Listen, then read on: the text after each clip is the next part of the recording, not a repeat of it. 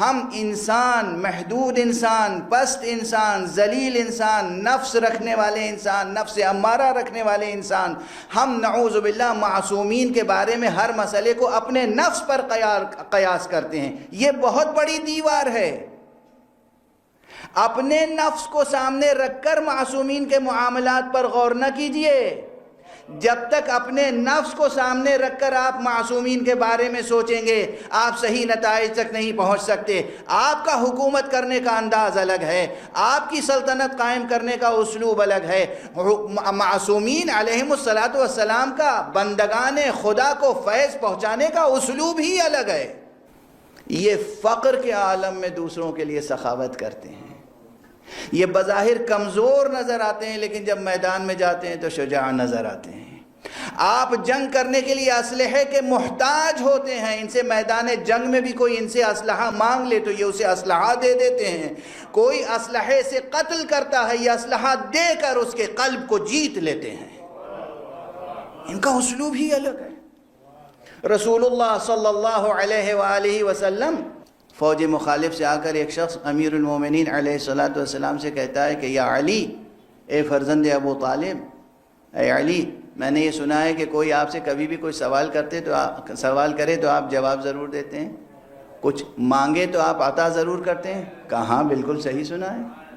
کہا مجھے اپنی تلوار دے دیجئے۔ کہا یہ لے، یہ لے تلوار۔ اس نے تلوار لے لی اور اس کے بعد امام کی طرف دیکھ رہا ہے حیرت سے۔ وہ کہا یا علی، اب آپ کو مجھ سے کون بچا سکتا ہے؟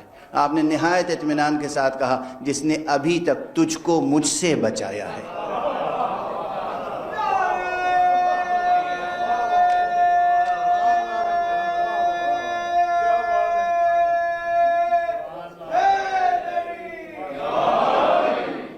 جس نے اب تک تجھ کو مجھ سے بچایا وہی مجھ کو تجھ سے بچا سکتا ہے۔ یہ ایک مرد موحد کا، یہ کس کا بیان ہے؟ جس کے دل پر یہ آیت نقش ہے۔ کون سی؟ اللہ لا الہ الا ہو وعلی اللہ فلیتوکل المؤمنون۔ اللہ ہی ہے معبود برحق اور بس اسی پر صاحبان ایمان کا توکل ہونا چاہیے، بھروسہ ہونا چاہیے۔ اسلحے پر نہیں، تلوار پر نہیں، نیزے پر نہیں، فوج پر نہیں، لشکر پر نہیں، اپنی جسمانی طاقت پر نہیں، بھروسہ صرف اللہ پر ہونا چاہیے۔ کوئی اور ہے اس پوری کائنات میں جو اس انداز سے لڑائی لڑتا ہو، جنگ کرتا ہو؟ کوئی ہے؟ نہیں ملے گا۔ اور نتیجہ کیا ہوا اس کا؟ اس کی تلوار بھی اس کے پاس ہے اور امیر المومنین کی تلوار بھی اس کے پاس ہے، مگر کام کس نے کیا؟ تلوار نے یا صاحب ولایت کے ایک موحدانہ جملے نے، ایک موحدانہ کلام نے، ایک جملے نے؟ اس نے آقا کی تلوار بھی آقا کو واپس کی اور اپنی تلوار بھی قدموں پہ رکھی، کہا اشہد ان لا الہ الا اللہ وحدہ لا شریک لہ۔ اب یہ جو جنگ جیتی ہے علی ابن ابی طالب نے، اور ہمارے آپ ایسے واقعات کے پیش نظر میں ایک جملہ کہتا رہا ہوں، عزیزان گرامی یاد رکھیے، دنیا میں اسلام نہ اسلحے سے پھیلا ہے نہ معجزوں سے پھیلا ہے۔ دنیا میں اسلام علی ابن ابی طالب جیسے اہل توحید کے کردار سے پھیلا ہے اور علم کی روشنی میں پھیلا۔ دنیا میں اسلام پھیلا ہے علم اور کردار سے، تلوار اور معجزے سے نہیں۔ دونوں چیزیں کہہ رہا ہوں۔ معجزے اپنی جگہ، میں معجزے کا منکر نہیں ہوں، نہ تلوار کا منکر ہوں۔ علی کی شجاعت اپنی جگہ اور علی کے تلوار کے کارنامے اپنی جگہ، معجزے اپنی جگہ، لیکن اسلام پھیلا ہے عموماً دو چیزوں سے: علم لدنی رکھنے والوں کا علم اور اللہ والوں کا کردار۔ اللہ والوں کا کردار، اور ہمارے آپ، اور یہ یاد رکھیے، پھر خلاصہ عرض کر دوں، اب دھیرے دھیرے طاقت میری ختم ہو رہی ہے، کہ معصوم کا وجود، معصوم کا نظام ولایت ہرگز ہرگز ہرگز کسی دوسرے انسانی نظام حکومت پر اس کا قیاس نہ کیجیے۔ اور یہ یاد رکھیے کہ وہ اقتدار پسند، اقتدار پرست ہرگز نہیں تھے۔ ان کے اقتدار کی شان ہی الگ تھی، ان کی حکومت کی شان ہی الگ تھی۔ ساری ذمہ داری اس دار امتحان میں عوام الناس کی ہے، انسانوں کی ذمہ داری ہے، اہل ایمان کی ذمہ داری ہے کہ وہ کس طریقے سے ان کے نظام حکومت کو قبول کرتے ہیں۔ روشن ہے یہ بات؟ میرا خیال ہے کافی حد تک روشن ہو گئی۔ جب تک ہمارے معصومین تھے کسی نے بھی خود سے بڑھ کر اپنی حکومت قائم کرنے کی کوشش کی؟ نہیں، واقع نہیں کی۔ بہت بڑا بحث موضوع ہے یہ۔ بہت سے لوگ میرے اس بیان کی مخالفت میں بیانات دینے کے لیے تیار ہو جائیں گے، کیونکہ وہ جو سیاسی تصور ذہنوں میں بیٹھا ہوا ہے وہ کچھ اور ہے۔ رسول اللہ سے لے کر رسول اللہ نے اپنے کو پیش کیا تھا کہ مجھے حکومت دے دو، سب لوگ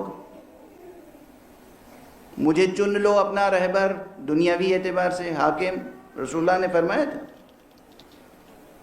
حضور علیہ الصلاۃ والسلام، خدا کی قسم اس پوری کائنات میں اور تاریخ بشریت میں حضور علیہ الصلاۃ والسلام کی حکومت کی تو کوئی مثال ہی نہیں ملتی، جہاں خود بخود دل اور دماغ جھکتے چلے گئے، خود بخود دل اور دماغ جھکتے چلے گئے، اور سب نے رسول اللہ کا کلمہ صرف دینی حیثیت سے پڑھا تھا، لیکن دین و دنیا سب ان کے حوالے کر دی۔ اطاعت، انقیاد، تأسی۔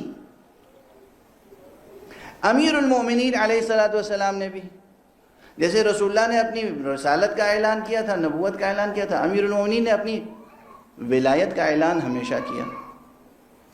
خود دنیا سمٹ کے آئی ایک موقع پر تو قبول کر لی بیعت، خود دنیا سمٹ کے آئی، قبول کر لی بیعت۔ آپ حضرات کی سنی ہوئی باتیں ہیں، اشارات کر رہا ہوں۔ امام حسن علیہ الصلاۃ والسلام، ایک جملہ پہلے بھی عرض کر چکا ہوں، کہیں پھر عرض کر دوں ایک تسلسل کے ساتھ۔ ایک بہت بڑے اسکالر، اور وہ اکیلے کیا، بہت سے لوگ یہ باتیں دہراتے رہتے ہیں، ڈاکٹر محمد حمید اللہ، انہوں نے مولا امیر المومنین علیہ الصلاۃ والسلام پر ایک بہت طویل مقالہ لکھا، اور اس میں اپنے نقطہ نظر سے لکھا کہ علی ابن ابی طالب بہت زاہد تھے، مقدس تھے، عالم تھے، رسول اللہ کے بھائی بھی تھے، رسول اللہ کے اچھے صحابی بھی تھے، مگر یہ تو ماننا پڑے گا کہ اچھے سیاستدان نہ تھے، اور حکومت ان سے سنبھالی نہ گئی۔ یہ کون سا ذہن فیصلہ کر رہا ہے؟ یہ دنیاوی سیاست۔ یہ ہم نے دنیا کے سیاسی نظریات کو ذہن میں رکھ کر فیصلہ کریں گے تو ایسے فیصلے ہوں گے۔ واضح ہے۔ تاریخ کی سچائی کیا ہے انہوں نے یہ غور نہیں کیا۔ دیکھیے، ایک ناکام سیاستدان جب ہوتا ہے تو اسے لوگ بلا تکلف کہہ دوں ریجیکٹ کر دیتے ہیں۔ یہاں سب سے بڑی امیر المومنین علی ابن ابی طالب علیہ الصلاۃ والسلام کی کامیابی کی ایک سب سے بڑی دلیل، بہت سی دلیلیں، ایک سب سے بڑی دلیل یہ ہے کہ جب امام امیر المومنین کی شہادت ہوئی تو پورے مملکت اسلامی نے، اور خاص طور سے عراق نے اور کوفہ نے، فوراً بغیر کسی سیاسی اہتمام کے آ کر کس کی بیعت کی؟ تاریخ کیا کہتی ہے؟ حسن ابن علی کی۔ اگر علی ابن ابی طالب کا سیاسی نظام پسندیدہ نہیں تھا تو عوام نے خود سے آ کر حسن ابن علی کی بیعت کیوں کی؟ حسن ابن علی کی بیعت کرنا سب سے بڑی دلیل ہے عملاً کہ عام انسان بھی مطمئن تھا نظام حکومت علوی سے، اس نظریے سے بھی مطمئن تھا، اس نظام سے بھی مطمئن تھا، اور حسن ابن علی کی بیعت ہوئی اور پوری مملکت اسلامی میں بیعت ہوئی۔ اگر امام کی بیعت نہ ہوتی اور آپ کی حکومت مستحکم اور مسلم نہ ہوتی تو جنگ ہی کس بات کی تھی؟ جنگ کس بات کی تھی؟ جنگ ہی اس لیے تھی کہ آپ کی حکومت مستحکم اور مسلم تھی، اور بعد میں جب آپ نے ظاہری تخت و تاج کے حریث کو تخت و تاج دے دیا، اس کے بعد بھی آپ کی حکومت ویسے ہی برقرار رہی. بس یہ تاریخ بیان نہیں کرتی. جو میں محنت کر رہا ہوں 2-3 دنوں سے، تاریخ یہ بیان نہیں کرتی.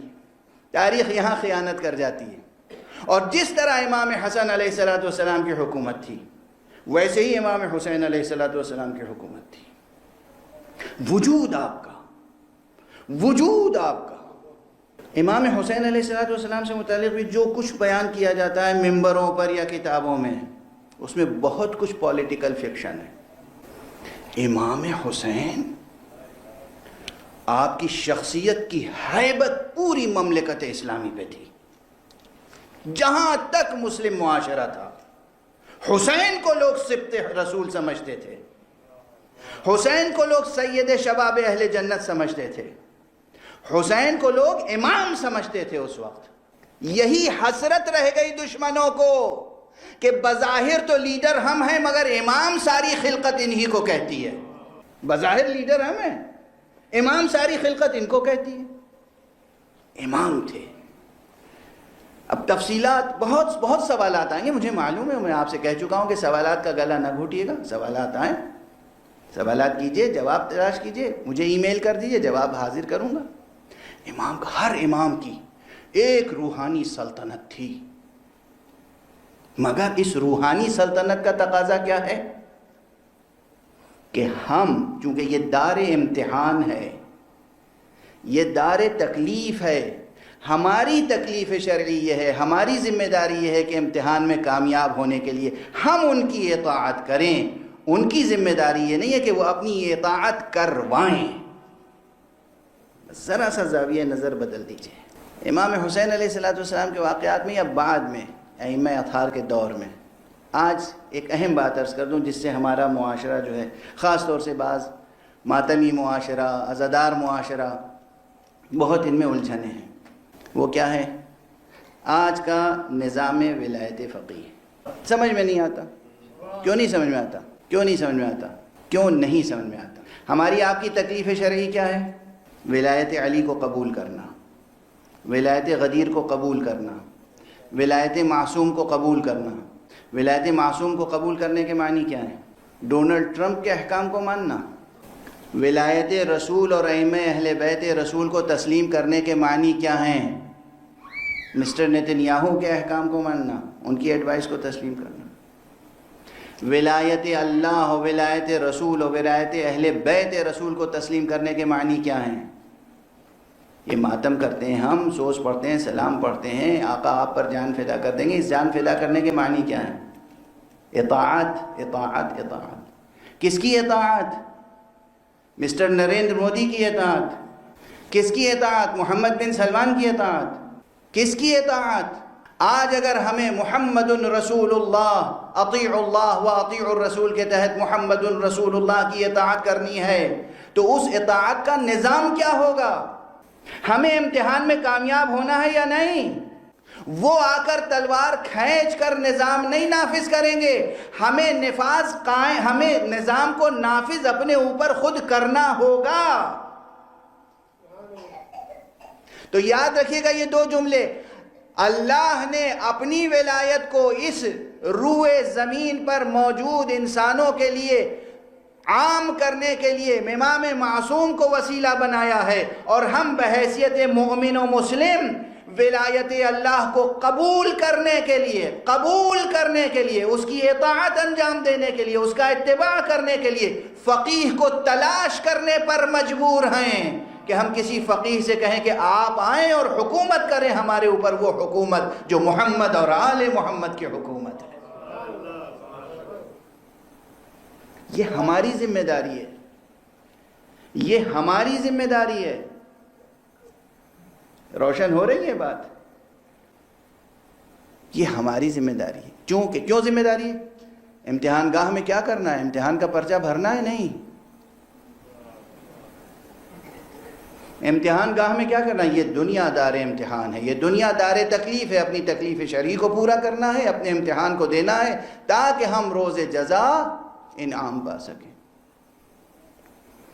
نظام اللہ، نظام محمد الرسول اللہ، نظام علی ولی اللہ، نظام ولایت غدیر کو نافذ کرنے کے لیے ہم مجبور ہیں کہ نظام ولایت فقیہ قائم کریں، اور اگر قائم ہو جائے تو اور کوئی راستہ نہیں ہے کہ سجدہ شکر کریں اور اس کی پابندی کریں، چہ جائے کہ اس کی مخالفتیں ہو رہی ہیں۔ ماشاء اللہ، سبحان اللہ، چشم بددور۔ کیا تصور ولایت ہے، کیا تصور ہے وابستگی کا علی ابن ابی طالب سے، کیا تصور ہے وابستگی کا امام حسن سے، کیا تصور ہے وابستگی کا امام حسین سے، کیا تصور ہے وابستگی کا امام رضا علیہ السلام سے؟ کیا، کس طرح کی تو وابستگی ہے، کس طرح کی وابستگی ہے؟ یہ وابستگی ہماری علی سے وابستگی ہمیں مجبور کرتی ہے کہ ہم تلاش کریں کسی فقیہ کو اور اس سے کہیں آئیے آپ حکومت کیجیے، ہاتھ بڑھائیے، ہم آپ کے ہاتھوں پر علی پر قربان ہونے کی بیعت کرتے ہیں۔ میں نے خود کہا تھا، مجھے اپنا جملہ یاد ہے، مجھے اپنا جملہ یاد ہے، میں نے کہا تھا ہم غیر معصوم کی تقلید کرتے ہیں، بیعت نہیں کرتے۔ بیعت ہم کس کی کرتے ہیں؟ معصوم کی۔ آج بھی اسی پہ قائم ہوں، لیکن ایک سوال آپ سے کرتا ہوں، امام حسین معصوم تھے، وہ مکے میں تھے، کوفے میں انہوں نے مسلم ابن عقیل کو بھیجا، کوفے کے لوگوں نے مسلم ابن عقیل کے ہاتھ پہ بیعت کی یا نہیں؟ کوفے کے لوگوں نے مسلم ابن عقیل کے ہاتھ پہ بیعت کی یا نہیں؟ کس کی بیعت کی؟ ظاہر میں ہاتھ مسلم کا تھا، بیعت حسین کی تھی۔ آج سید علی خامنئی کا ہاتھ ہے، بیعت امام مہدی کی ہے۔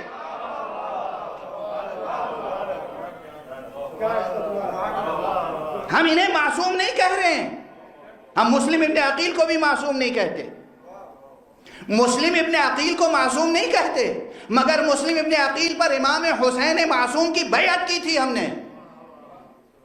ہم آقائے خامنئی کو معصوم نہیں کہتے، مگر امام مہدی منتظر، امام حجت معصوم کی بیعت ہم ان کے ہاتھوں پہ کر رہے ہیں، کر سکتے ہیں اور کرنا چاہیے۔